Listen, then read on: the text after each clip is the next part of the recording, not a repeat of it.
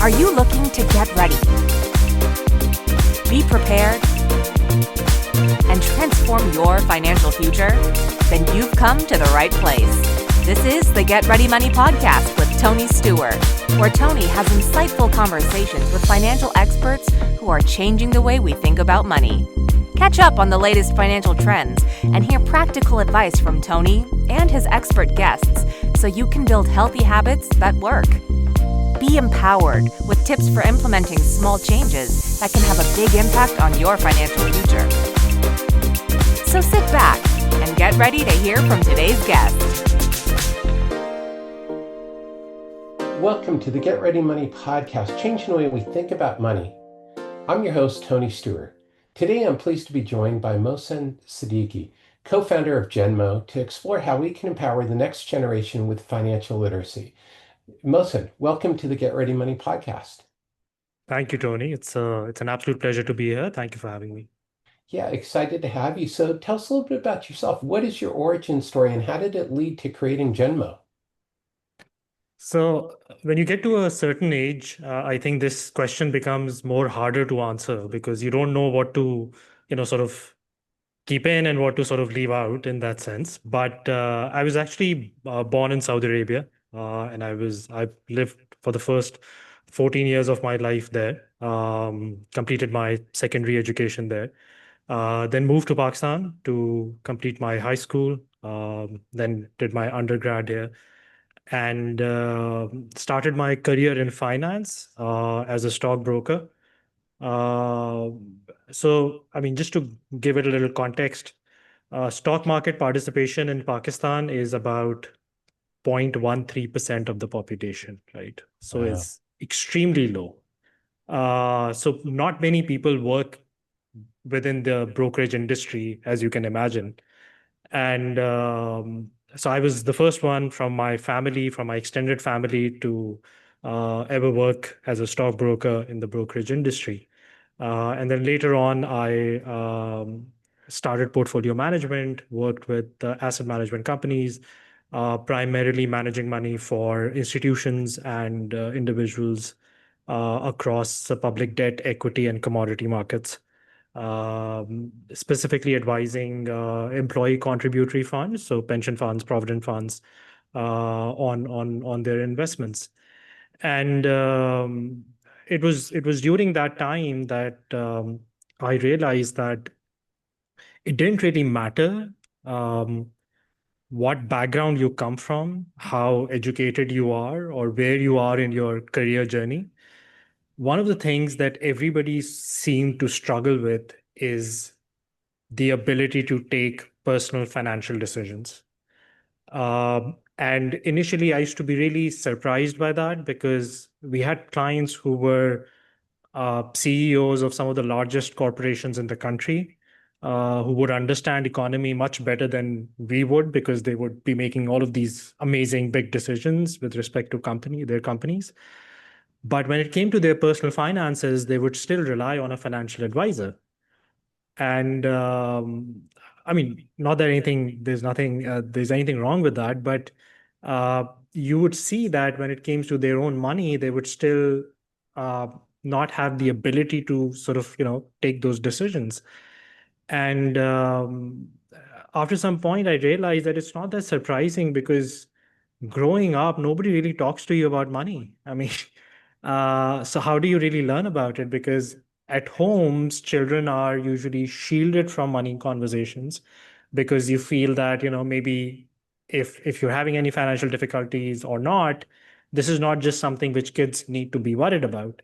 And when you grow up and you go to school, college, university, there is no dedicated personal finance course, at least not in Pakistan at this point in time, that dedicatedly teaches you about this essential life skill. And during that time, I was doing my graduate thesis. I was doing my master's in economics, and my graduate thesis was actually on financial literacy and financial capability. So for 6, 7 months, all I did was read empirical literature on how big of a problem it is, how is the world dealing with it, and it sort of aligned with my own experience advising thousands of individuals and institutions during my career. And while I was writing my thesis, somebody suggested that I should do like a summer course for teenagers on personal finance. And initially, I thought maybe I would not be that good with that because all my career I've only talked to adults about money. I've never talked to teenagers and kids. But then I did that, and that was essentially the light bulb or the aha moment in that sense, because up until that point, I was talking to essentially millennials or generations before that. And because they were older, they were so set in their ways that it was difficult to sort of, you had to sell them that they need to invest their money, they need to build wealth and things like that. But these 14-year-olds, 13-year-olds, Gen Z, Gen Alpha, you did not have to really sell them the idea that they need to learn about these things. They were already sold on that idea. They wanted to invest, they wanted to sort of manage their money and do all of that. They just wanted to understand how I can do it, right? Just tell me about the tools and all of that. Um, so Pakistan right now is in a demographic transition. So we have one of the biggest young, youth populations in the world. So out of the total 250 million individuals, half of our populations, over 100 million individuals, are under the age of 18. Got it. And that obviously means that as a country, we have this amazing opportunity where the younger population, who are digitally savvy, who are living off of their mobile phones, who are doing everything, whether it's socializing, studying, playing games, watching movies, shopping, everything on their mobile phone, uh, that we could teach them about money and things like that. And that's essentially where the idea of GenMo came about. So we co-founded GenMo along with my amazing co-founder Mona. We co-founded GenMo early 2022 with the objective of sort of creating a balance between digital products. So develop digital products around family banking and family financial literacy that we could offer to existing financial institutions so that they could offer financial literacy to their customers and to other people who wish to learn about money management and things like that. And also get into the physical space where you could, deliver workshops and go around in schools and talk to teenagers about money. Well, fantastic. Well, as you talk about these things, it's it, so much of it resonates with me as, through the course of my career, I consulted and worked with, a lot, as you did, with a lot of high net worth earners, Yeah, corporate executives. And as you point out, with their own personal finances, it wasn't always pretty, that they yeah, struggle as much as anyone else. They might make more money, but they yeah, spend more money, or they run up just larger debts. But, they don't have the core financial yeah, principles. And as you point out, is nobody learns it while they're in school. yeah, We may learn some very valuable things, but we don't learn yeah, about how to manage money. And everybody around the world yeah, deals with money, throughout their lives. So as you point out, it's great that there's the opportunity, that there's so much youth that yeah. are open to it. Is I've had the opportunity to, you know, make a couple of presentations in my son's high school, uh, Hmm. to the teenagers, and it really surprised me Yeah, how open they were to talking about money, and that they had yeah, some really good questions about. yeah. So, I mean, you focus on teenagers with Genmo. Is Why do you think it's teenagers are the right age to really have these conversations? So, I mean, there are so many reasons for that. Firstly, obviously, when you're growing up, um, especially during the teenage years, you're picking up so many different life skills that are being taught to you within your homes and within schools. with the sole purpose to help you be able to handle life as an adult, right? And one of the given things which everybody engages in, whether they choose to work, not to work, whether they become an entrepreneur, whether they sort of decide to work for somebody else, whatever it is everybody manages money. And that is something which is essentially not taught as a life skill to teenagers.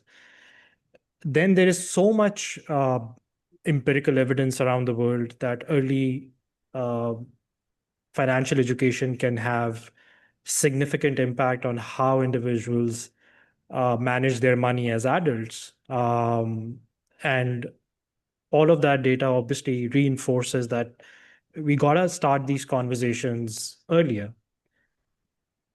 And obviously, we've all been teenagers at one point in our lives, and we all understand that, during those years, you are the most curious, in terms of the world around you.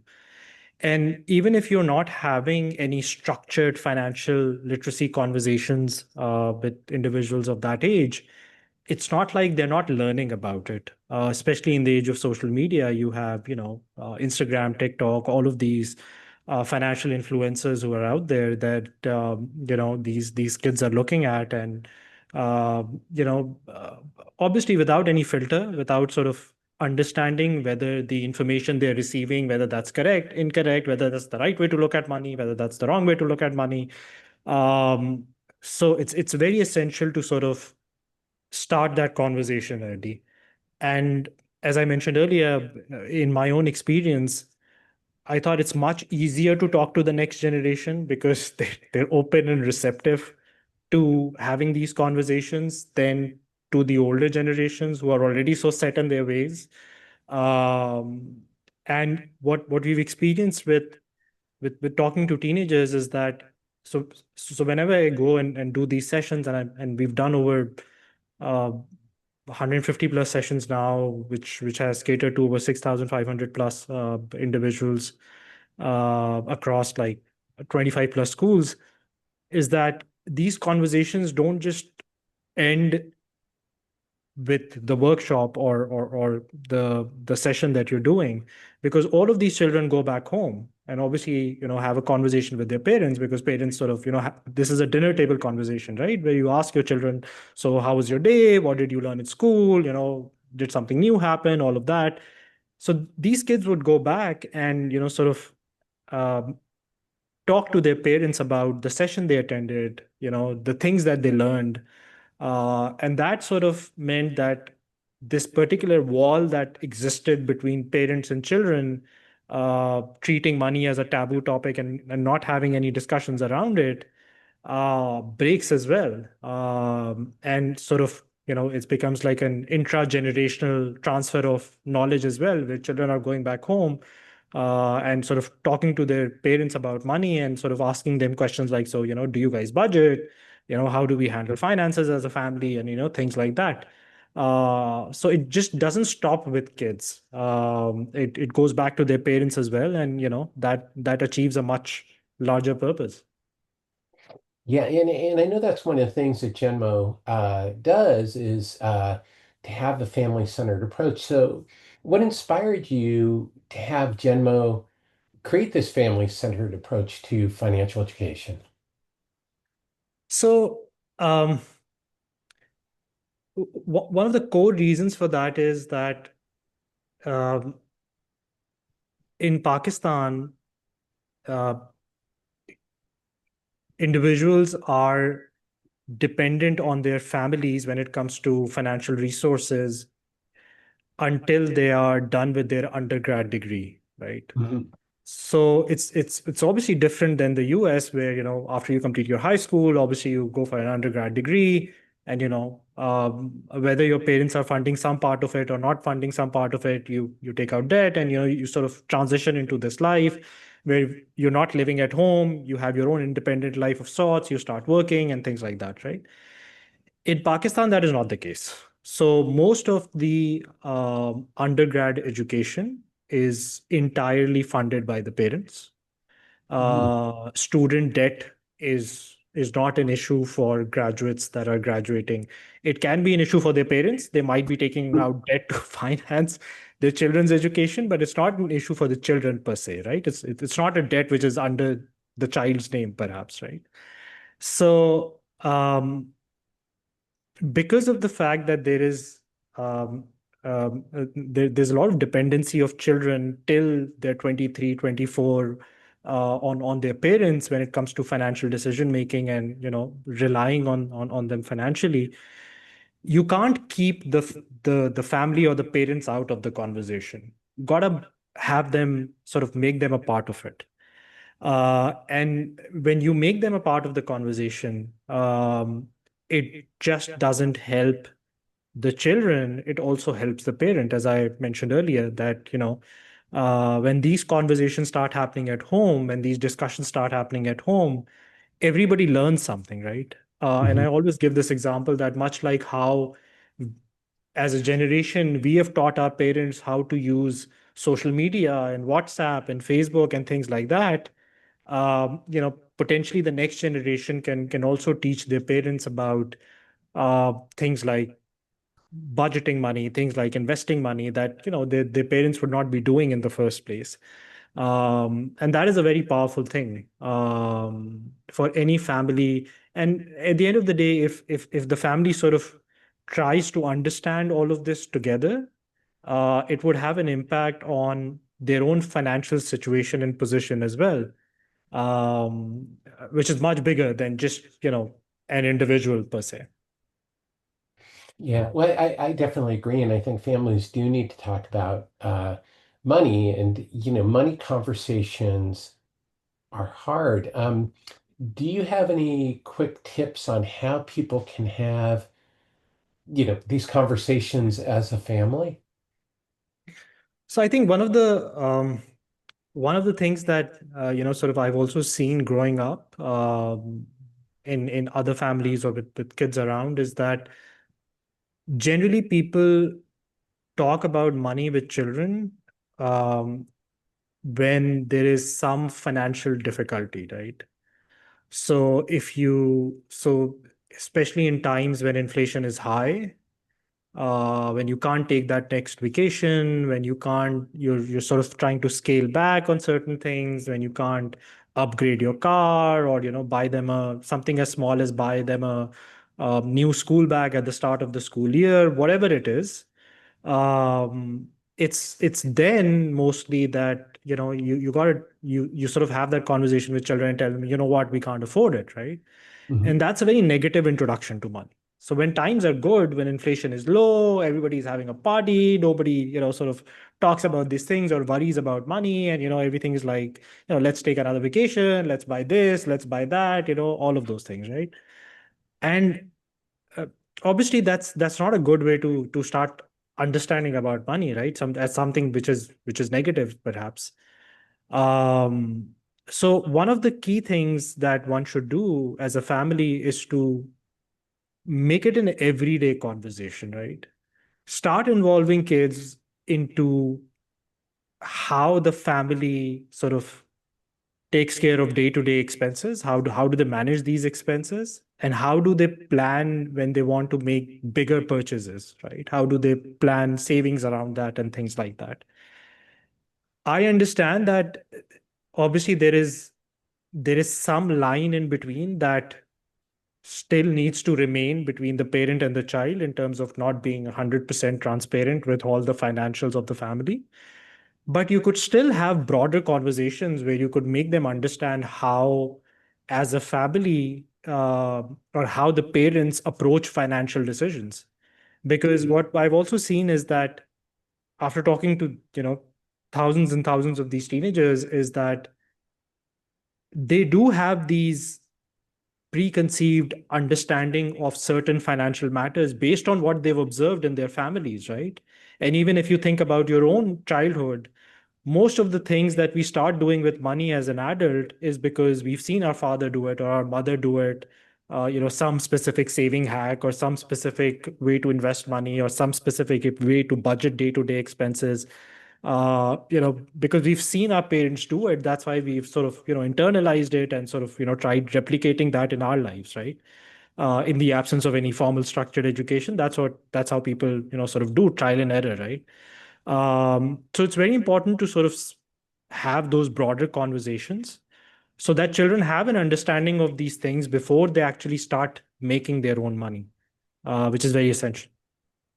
Yeah, well, and you're right. And kids pick up on so much from their parents. And Yeah. also, as you alluded to earlier, if the parents are arguing about money or, Yeah. there's other things that they're experiencing, the kids are going to mirror that unless they learn differently. They'll learn, boy, I don't want to talk about money with my Yeah. partner or Yeah. things like that. So, one other question is, is one of the things GenMo is doing is partnering with banks and institutions. So how do you feel Yeah. banks and institutions can play a more active role in improving financial literacy? So in the perspective of a developing country like Pakistan, where financial inclusion is still not even in, in 80% range or whatever, um, I think what financial institutions have done is they they've lost the eye on covering the market, and they've just been sort of fighting with each other on specific products, right? So they're not essentially looking at people who are still unbanked, or people who are underbanked, and they're more focused towards how they can launch a better product than their competitor, right? So obviously, in developed countries where financial inclusion levels are very high, all of that makes sense that you could compete on products when everybody has a bank account and you got to compete on that. But in a country like Pakistan, which is still developing with low financial inclusion levels, you got to have an eye on the bigger picture. And as a country, for the past 7 decades, what we've done is we have focused a lot on the supply side of financial inclusion. So whether that is opening bank branches in every nook and corner, whether that is opening ATMs and all of these things, doing all of that. So in terms of products and services, we have that spectrum covered. But even if you open a bank's branch in in every street or corner, unless you teach people what to do with that, nothing is going to change, right? And this is where I think financial institutions need to really focus on that. They have the supply side covered, they have the products and services. They now need to push on delivering financial literacy. And when I say delivering financial literacy, it has to be unbiased, right? The objective of delivering sessions or financial education sessions should not be so that the individual opens an account with you or you're able to sell your product or anything like that. I think one of the reasons that our sessions have been really successful is because when I go and talk to these kids, essentially I have nothing to sell to them, right? I'm not selling anything to them. I'm just there to share my experience, talk about these topics, and hear their part of how they see the world. And the sessions that we do, these are very interactive sessions. These are not one-way speaker things. I go, we do some activities as well.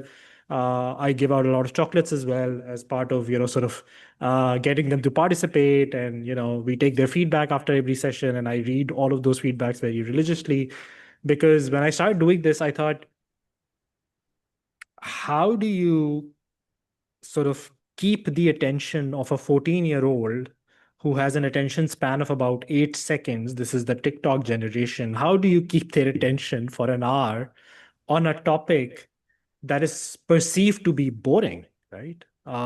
People perceive financial things to be really boring. They just think it's just all about numbers, and things like that. So we sort of try to make it interactive, ensure that it's a small audience and not a big one, and things like that. So I think even financial institutions need to sort of get into these unbiased sessions without pushing products and services towards people, and also make financial education available across digital platforms as well. So now all of these institutions offer mobile apps that people are using to transact and save money and do other things. Making financial education available on these platforms is something which is needed, because so that people can actually understand that, if my bank is offering 10 features, which includes, a way to budget money, a way to save money, a way to invest money, how do I actually use these for my advantage, right? So financial institutions obviously need to look beyond their own products and services and, sort of focus on the bigger picture, especially when it comes to developing countries. Yeah, no, I think you nailed it. Companies roll out these products and services, and then nobody really understands them, or they get Yeah, into something and then they have a bad experience and it turns them off because, as you point out, nobody's really yeah, starting at the very beginning of the story. yeah, The beginning of the story. Okay, here's how savings work. yeah, Here's how yeah, debt works.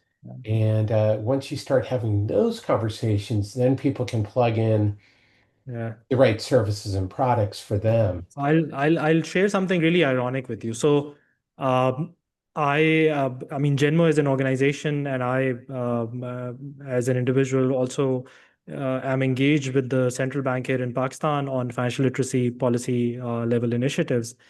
And Pakistan celebrated its first edition of Financial Literacy Week.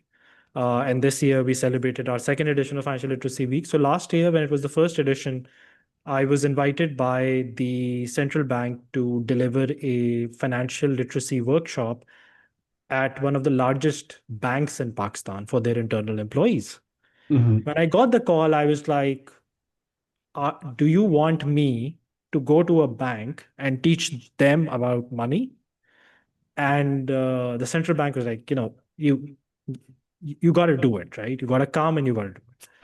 And so because obviously, the perception is that, bankers would understand this, right? I mean, they work at a bank.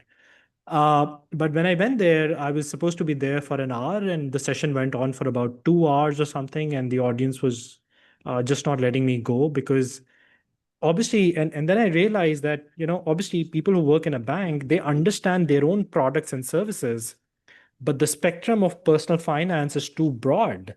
What happens when you start talking about retirement planning? What happens when you talk about provident funds? What happens when you talk about investing money in diverse assets? They obviously don't understand much of that, right? And I think I'm one of the only individuals in the country who've actually done these financial literacy workshops at multiple banks for their internal customers. And that is also something that I've been requesting financial institutions in Pakistan to do, is that whilst you're taking a lot of initiatives in terms of financially educating people who are external to the organization and all of these unbanked and underbanked individuals, please have a look within your own organization and start talking to people, sort of launch workplace financial education programs so that people who work in different departments, like, technology in a bank or operations in a bank or any other department which might not be directly related to, financial services per se, would not understand these things. So it's only when you make your own people financially literate, they could be great champions of change for anybody else out there. Yeah, and that's something I've noticed as well is, at financial institutions, there's not necessarily a higher level of financial literacy, and yet some of these people are creating financial products. So it's interesting. So, let's wrap up with what I call the Get Ready Hot Take Trio. These are three quick Sure. questions, very rapid fire to hopefully help our listeners change the way they think about money. The first one is, what money myth are you trying to break?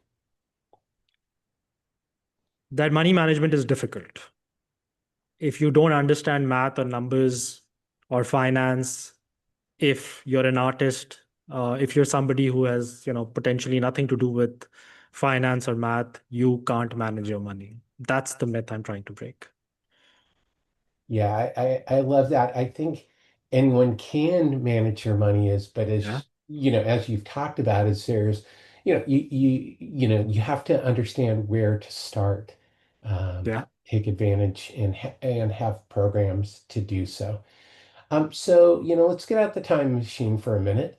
What advice would you give your younger self knowing what you know now about money?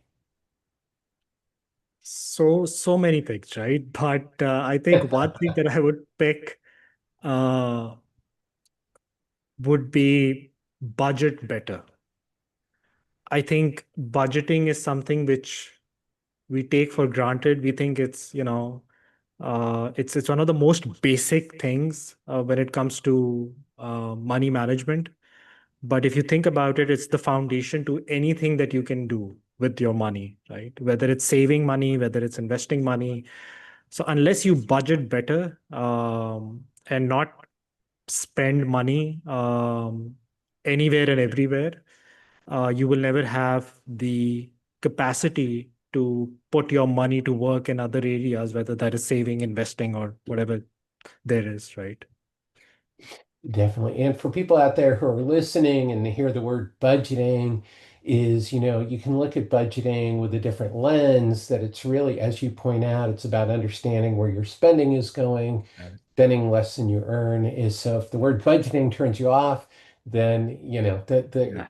just reframe how budgeting can help you. And as you point out, is understanding your cash flow is the Yeah. foundation for everything else. And if you don't do a good job managing cash flow, you're not going to be financially successful. So that's, Absolutely. yeah. So to wrap up, what is your number one tip for changing the way we think about money?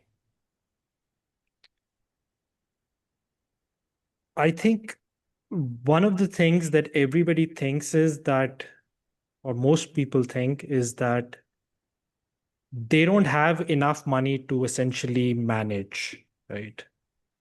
We always feel that there is some magic number that we need to reach to in terms of our income to be able to save money, to be able to invest, to be able to do anything, right? But what we need to understand is that no amount of money will ever be enough unless you understand what to do with it. So, starting from what you have today and making better decisions with it prepares you for any kind of salary appreciation or any kind of income enhancement that you'll experience over the course of your life. Um, so that's something we need to sort of think when it comes to money, that it's not about having a lot of money, it's about managing it well. Otherwise, everyone, even the most even the most wealthiest people in the world, they have limited money and not unlimited money. Nobody has unlimited money in this world, right? I mean, there is still a number to that, right? And you can spend all that money if you want to, right? The world has so many places to spend money. You could essentially spend all of that money. Even if somebody gives you $1 billion to spend in a day, you can essentially do that, right? So you got to think of it in those terms. When you start thinking it like that, then you start taking control of your everyday finances, and things can go from there.